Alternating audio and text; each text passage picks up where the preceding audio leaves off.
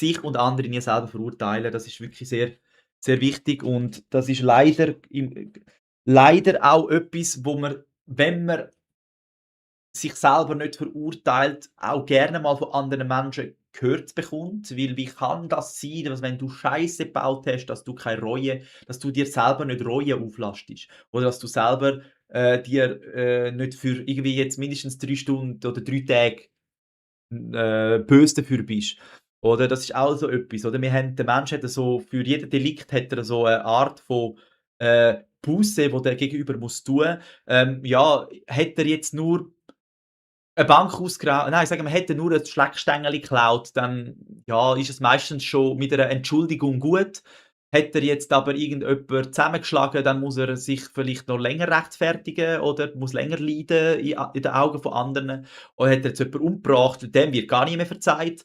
Äh, genau, oder und so weiter und so fort. Das heisst, der Mensch erschafft eigentlich immer so 'ne Rechtfertigung, wie lange einer eigentlich muss gepeinigt werden. Und wenn dann zum Beispiel jetzt sagen wir, ein Mörder, das ist jetzt als Beispiel, ein Mörder hat eine Tat begangen, wird das nicht gut anerkannt, hat seine Strafe abgesessen, verzeiht sich selber, hat gemerkt, er hat Scheiße gebaut, verzeiht sich, lebt weiter. Da gibt's viele Menschen, die das nicht nachvollziehen können, die mir sagen: „Ja, wie kann der das nur? Wie kann der das nur?“ was fällt dem ein? Und da ist das Interessante, dass ja dann eigentlich die Menschen, die dann so denken, ja eigentlich die sind, wo die Tat, wo er begeht, ja jetzt begangen hat, ja weiterführen im Bewusstsein. Das heisst, sie machen jetzt eigentlich nichts anderes. Sie hanken ihn jetzt irgendwie ans Kreuz, der muss jetzt weiter seine Buße tun. Aber darum ist es eigentlich umso wichtiger, verzeihen.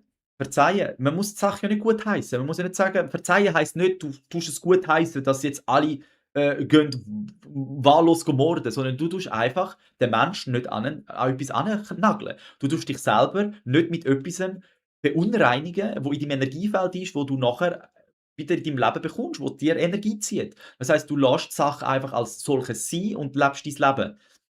Wegen dem heisst nicht, du musst jetzt alles ignorieren und einfach, keine Ahnung, kannst ein Arschloch sein, das will ich damit nicht sagen. Sondern einfach, dass man sie immer ich glaube, es gibt jeder in seinem Moment das Beste. Und wenn man das auch mal so 'n bisschen auf der Zunge zergehen lässt, dann gilt's auch nicht jemanden zu verurteilen. Und dann gilt's auch sich selber, zu sagen: „Hey, ich kann in jedem Moment mein Bestes da.“ Also, auch das, was ich damals gemacht habe, wo mir schon wehtut, dass ich vielleicht den Menschen so verletzt habe und das tut mir jetzt noch leid. Aber ja, du hast ja jetzt das gemerkt, es tut dir leid, du machst es nicht mehr so, du hast dazugelernt, also dann darfst du doch dir auch das einfach verzeihen, oder? Du darfst doch auch das hinter dir lassen, anstatt wie 'n Rucksack mitschleichen und immer wieder, an das erinnert werden, was für 'n schlechter Mensch du bist.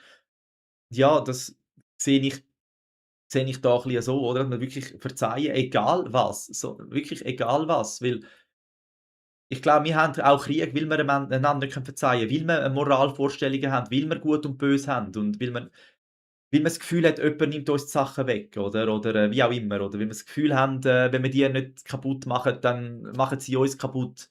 Aber im Grunde ist es einfach ich glaube, würde jeder Mensch einfach nur verzeihen und bei sich sein und einfach versuchen, den anderen einfach mal zuhören, auch wenn er gleicher Meinung ist, dann hätten wir Frieden auf der Welt und würden einen Weg finden, oder? Anstatt uns im Gefühl halt zerstören. Oder wenn wir das jetzt energetisch anschauen, wenn man das Gefühl hat, man muss zerstören und das auch in seinem Energiefeld hat, dann zieht man das immer wieder an. Das heisst, man hat das Gefühl, dass wenn jemand, schon nur die Hand hebt, das ist jetzt gegen mich.